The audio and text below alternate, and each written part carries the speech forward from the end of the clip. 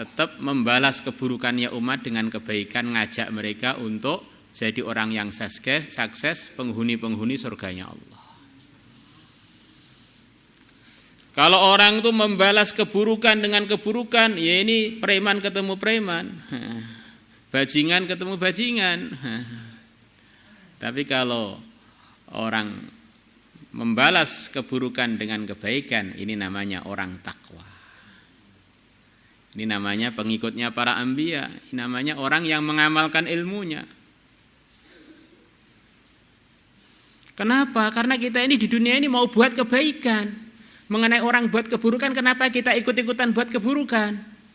Akhirnya kita akan sama-sama buruk dengan dia. Apa bedanya? Oh, dia nyemooh saya ganti toh. Nah, ya berarti kamu dengan dia sama aja pencemooh. Nah, dia melototin saya ganti toh, tak ludahi. Nah, kamu lebih buruk kalau melotot atau diganti dengan ludah. La ilaha illallah.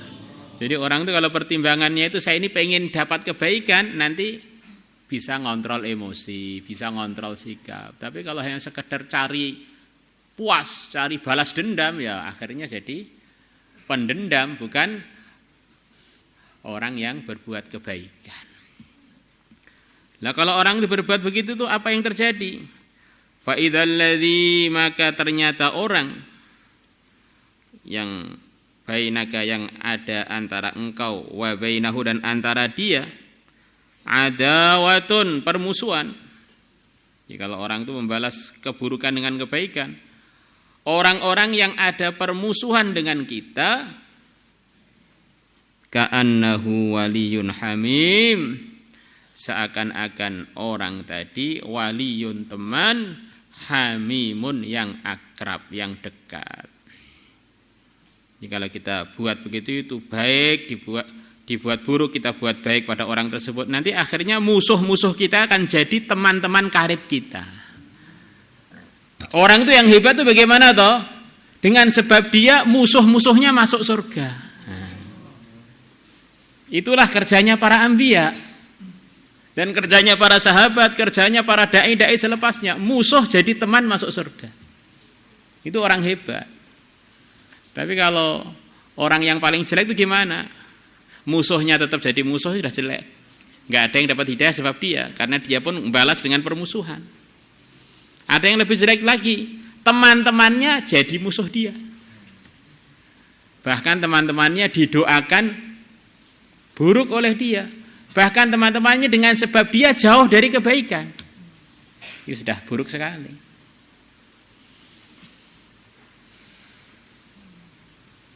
Seperti Iblis dulu temannya dengan para malaikat, ibadah dengan para malaikat. Tetapi ujung-ujungnya malah jadi musuh bebuyutannya para malaikat.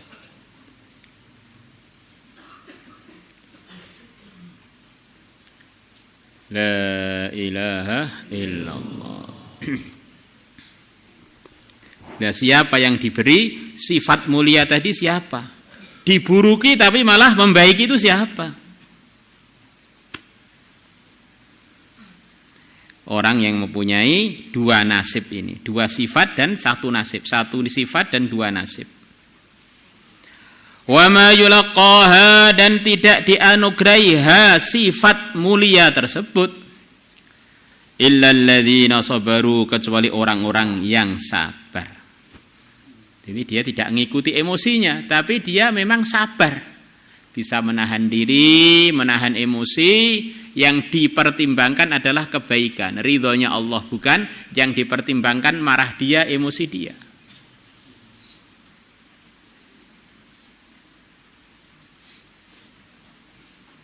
Wa ma yulaqaha, dan tidak dianugerahi sifat yang baik tersebut, membalas keburukan dengan kebaikan, illa dzu hadzin azim, kecuali orang yang mempunyai bagian yang agung, orang yang mempunyai nasib yang begitu mujur, di akhirat sana dapat pahala yang luar biasa.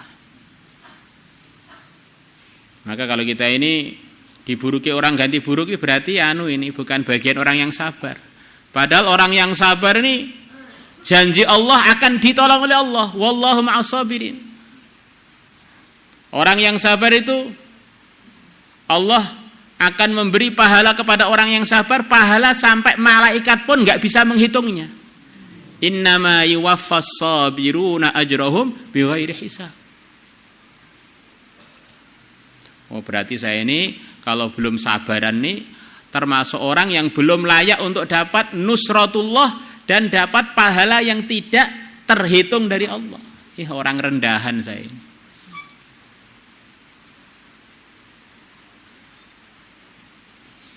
Wa ma yulaqaha illa dzu hadzin azim. Kalau saya belum dapat sifat yang mulia tadi, maknanya saya ini nasib saya di akhirat sana ini nasibnya itu kurang beruntung, bagiannya dikit. Ya kalau kebagian, kalau enggak kebagian. Nah, karena kebagiannya sudah kita salurkan pada nafsu semua, pada emosi semua. Orang itu kalau pertimbangannya adalah nafsunya, Allah berfirman, walaupun Nabi Muhammad masih ada, tidak bisa membimbing dia. Pertimbangannya apa enaknya? Apa enaknya? Bukan apa baiknya. Ara'aita man ittakhadha ilahahu hawah afa anta takunu alaihi wakila. Kurang lebihnya artinya orang yang kamu lihat menuhankan nafsunya, menuhankan keinginannya, kamu tidak bisa ngurus dia, wahai Muhammad.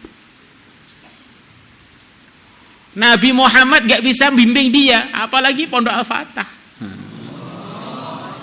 Pokoknya aku pengen ngerokok, ya ngerokok. Sak donya nasihati ya. Pelajarannya sampai tuntas, sing pertimbangannya bukan pelajaran, kok pertimbangannya piye enake. La ilaha illallah. Maka ingat, kalau kita ini sudah panutan kita tuh nafsu kita, ya berarti kita ini di mana saja tidak dapat kebaikan. Innan nafsa la ammaratun bisu'. Tapi kalau orang itu pertimbangannya ridhonya Allah, walaupun di istananya Fir'aun, bahkan di kamarnya Fir'aun, bahkan jadi istrinya Fir'aun tidak terpengaruh dengan Fir'aun. Contohnya siapa? Asiyah, istrinya Fir'aun, yang akhirnya Nabi bersabda itu Asiyah akan jadi istri saya nanti di surga. Akan ada walimah besar di surga sana. Walimahnya Asiyah dengan yang mulia Nabi besar Muhammad SAW. Semoga kita nanti diundang.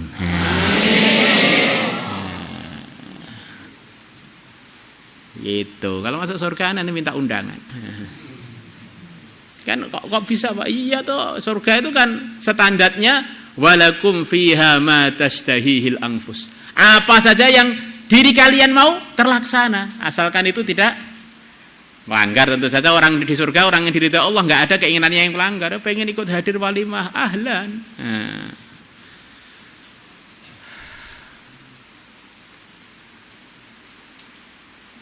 La ilaha illallah.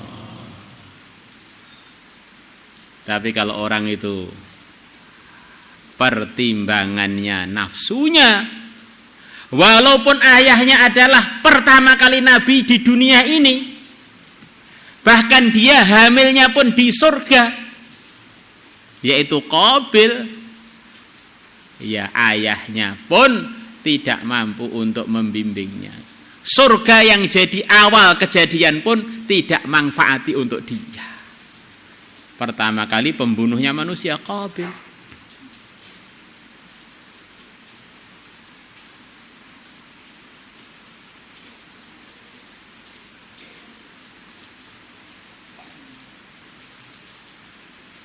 Istrinya Nabi Lot, Nabi Nuh di tempat yang terbaik, suami yang terbaik, suasana terbaik, tapi malah bukan ikut suaminya, malah ikut orang-orang kafir. Jadi ceritanya manusia di dunia ini memang kalau nggak dapat hidayah ya dididik oleh siapapun tidak bisa.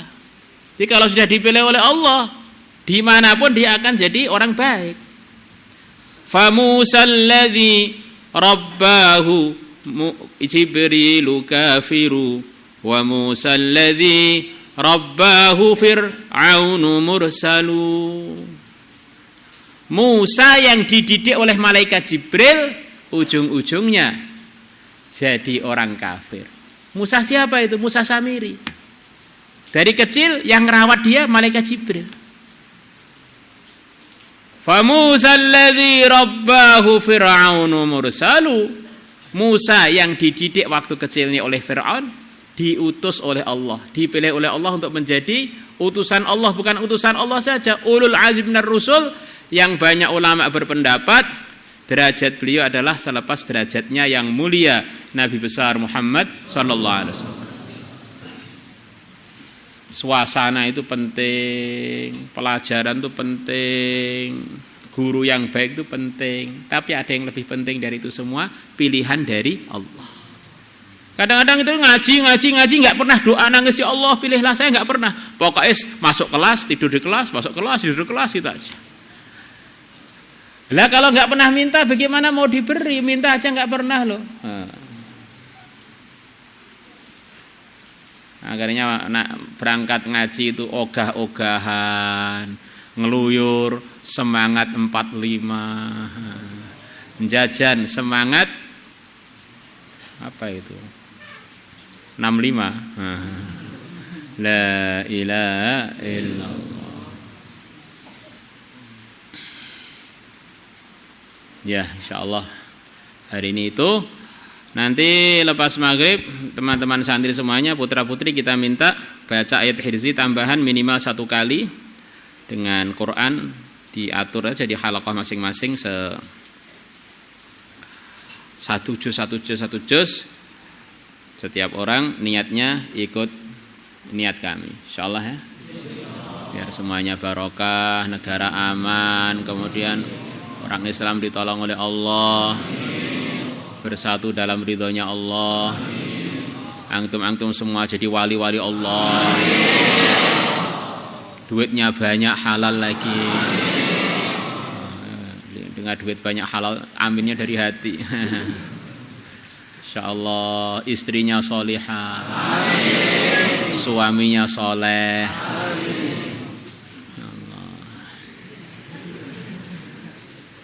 Begitu.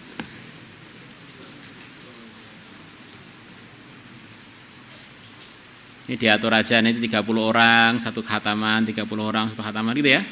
Ya halaqah masing-masing kan sudah biasa. Putra putri nanti lepas maghrib insyaallah. Di samping ayat hadis yang sudah biasa kita baca. Maulaya salli wa sallim daiman abada ala habibika